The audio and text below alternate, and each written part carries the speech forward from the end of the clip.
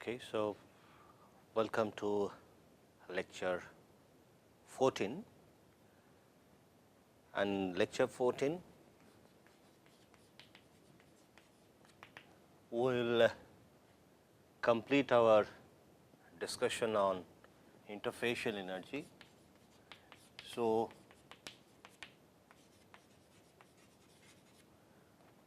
in case of solid vapor, we have calculated how to calculate interfacial energy or surface energy from the broken bond concept. And then in case of solid liquid, we have seen that we can use some empirical formula, assuming that the bonds are not completely broken, it is a half broken. And we have used one formula which is 0.45 del H m, which is the melting enthalpy divided by the Avogadro number. And then going through the same route, that number of atoms per plane, and getting the value of solid liquid interfacial energy. In case of solid interface energy, we can also use some of the empirical formulas. Those formulas have come after doing calculations and experiments. So, we will come to that when we talk about solid transformation. Now, whenever we talk in this particular lecture, we talk about the physical concept of interface energy. So, where from this energy is getting evolved from thermodynamic concepts or ideas. And then once we finish this, then we will get to the heterogeneous nucleation.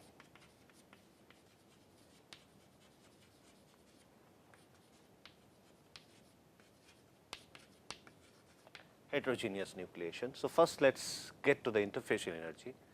So, we have seen that the interfacial energy, so it is actually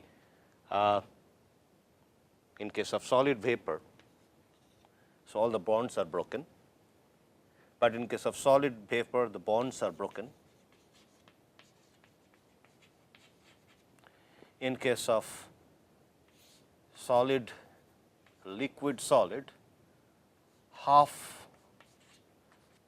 broken bonds. Now, those are leading to some energy which is positive definitely, because whenever we are considering broken bonds, they are giving a sense of positive nature.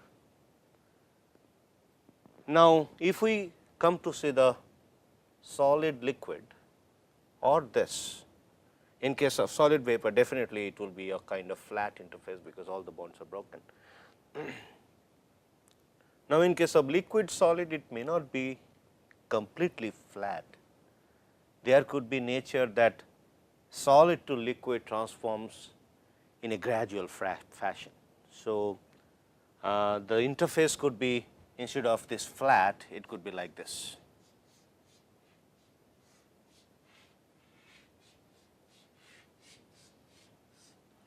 So, if we see this the parting line, so interface could be like this. In some portion, some of the solid, if we see this is the solid surface, this is the liquid surface, some of the atoms in the solid, they have gone into the liquid phase and leaving rise this trough. And some cases, some of the portion they could not break open from the solid surface and they could not go to the liquid. So, if we see this particular section,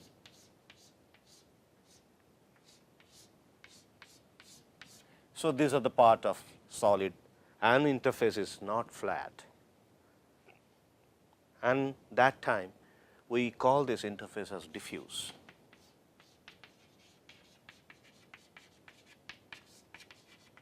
Diffuse interface. Now, at the same time we have done our exercise how to get to the information of free energy of liquid and free energy of solid from enthalpy of solid as well as enthalpy of liquid. And we have seen that if we try to draw the G as well as temperature, we have seen that this is my Tm, this is Gs, this is Gl. This we have seen. and we have seen that at this point G S equal to G L. Now, if I try to see if we do another axis, and that axis, if we consider this is the distance axis, distance across the interface,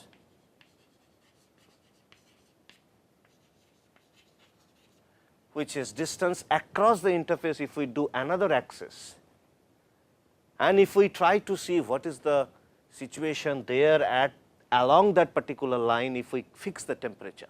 So, that means this Tm is fixed. So, then if we try to see the variation of G across this length, we would get some idea about the physical nature of the interface and where from this positive factor of interface is coming into our picture. Now, we have seen another information what is that is basically if we see the H as well as S variation, we have seen that the and this is across temperature. So, then we have seen that this information, this is 298 Kelvin for H S and this is H L, and H L is higher than H S, and similarly this is S L and this is S S. So, solid interface, sorry, it is just reverse, this solid, this is solid, this is liquid. And now, from that,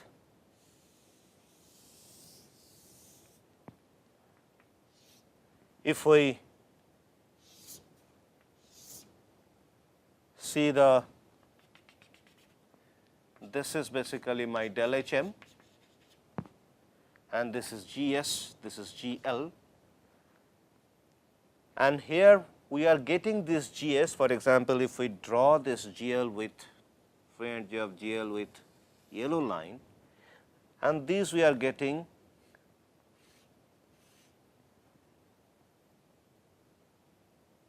by deducting minus T S liquid term. Similarly, if I try to see how we are getting G L from H S, we are deducting T S term. Now, this is at melting point. So, here G S equal to G L. Here also we have seen the variation of H across temperature. So, this is liquid and this is solid. So, there is a jump which is del H M, and this is my T M. So, at T M also, if a solid transforms to liquid, so if we have both the existence of solid and liquid at T M, so liquid entropy would be higher than the solid entropy, as well as liquid enthalpy would be higher than the solid enthalpy, and this is liquid, this is solid. Now, if we try to plot them across distance,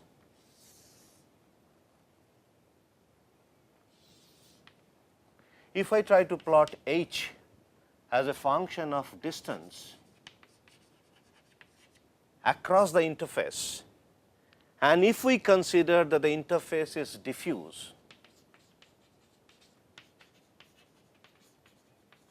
so that means diffuse interface means the transformation, the liquid atom and the solid atom, they are not separated with a flat boundary, rather in some portion liquid has percolated into solid and some portion solid had gone into the liquid. So, the transformation region of solid to liquid, so if we consider this is the solid portion, this is the liquid portion, this is the solid, this is the liquid, within this zone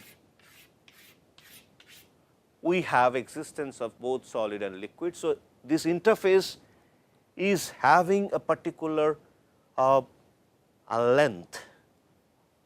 So, it is not a single line, it is there is a particular width of that particular interface. So, now if I try to see how the variation of solid and liquid enthalpy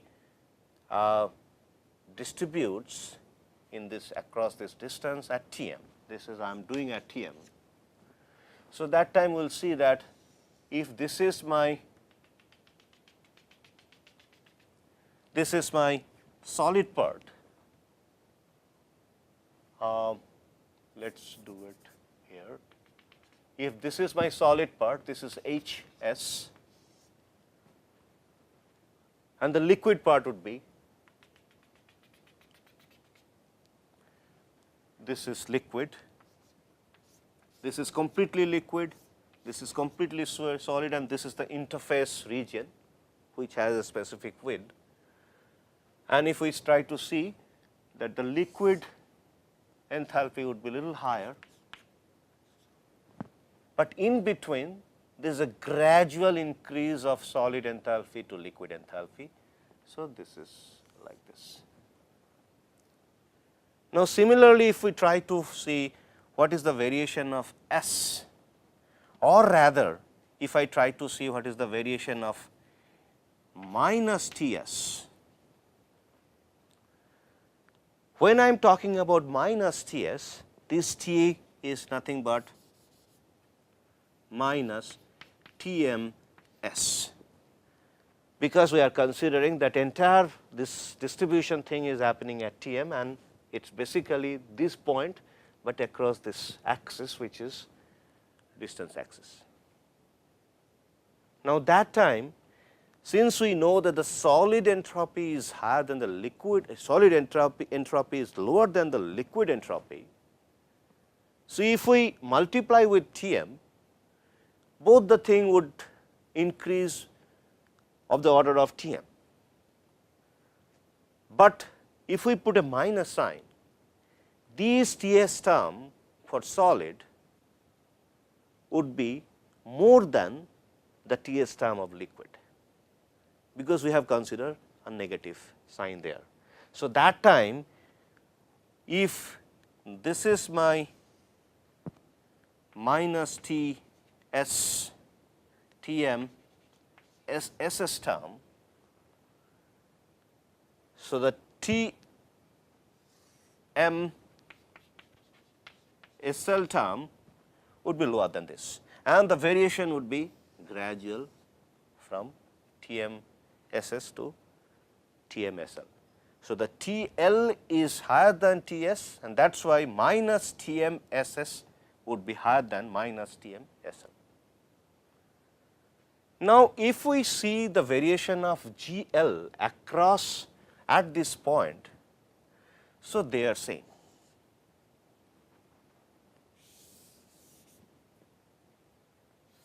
They are same. So, this is G L, this is G S. So, both the things are same, because that is what we are getting equilibrium. But across interface, and at the same time if you see that at this point would be H s minus T m S s, and here H L minus T m S l is basically G L, and this is G s. Now, interestingly, if we subtract T s term from T s term from H term, you will see that across this interface, this G s is not going to be G L. So, they would have a positive energy hump. So, this positive energy hump is coming due to the generation of interface. And these particular region is giving a positive contribution if interface is formed. Now, we can realize that even if at T m I have similarity, we have same GS and GL term because we know that delta G equal to 0, but if there is any interface formation that would have positive contribution, and now if there is a positive contribution and if let us say some solid forms, it cannot remain there because it is unstable formation, it is not possible. It is not possible because there is an increase in free energy. So, the transformation is not possible. So, that means at melting point no nuclei is possible. Rather, what would happen there, as we have seen in our discussion, if you see this particular variation delta G r as a function of r, those particular points would be always lying left side of this.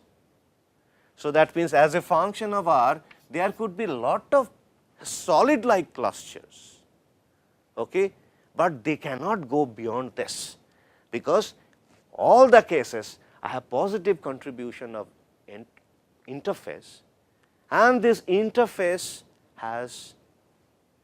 will not allow the free energy requirement for the nuclei formation, stable nuclei formation. So, now we can clearly see that interfacial energy is actually giving a positive contribution to the overall energy scenario. We wanted to understand that particular situation, that what is that interface energy. So, what is the physical essence of interfacial energy, and this talks about the physical essence of interface energy, and this is from thermodynamic principle, and this is coming due to the difference between H and Ts term. Okay. So, now from the overall discussion of this, we get to know why interface is so critical. And you might have noticed in our previous calculations, we have solved one problem where we mentioned that if interface energy increases by 10%, what happens to the nucleation frequency or the nucleation rate? We have seen that the nucleation rate goes down to a great extent, because this nucleation interface energy always acts positive towards the overall energy contribution, but we need a negative contribution. So, that means the negative contribution is coming from either you get rid of interface or you add a volume free energy to it. So, that would decrease the free energy, but if you have interface creation, that would always increase the free energy. So, that is not a requirement for nucleation formation. So, I think we will start our discussion on heterogeneous nucleation in our next lecture, because once we start this, we would have to interrupt it in just 2 minutes time.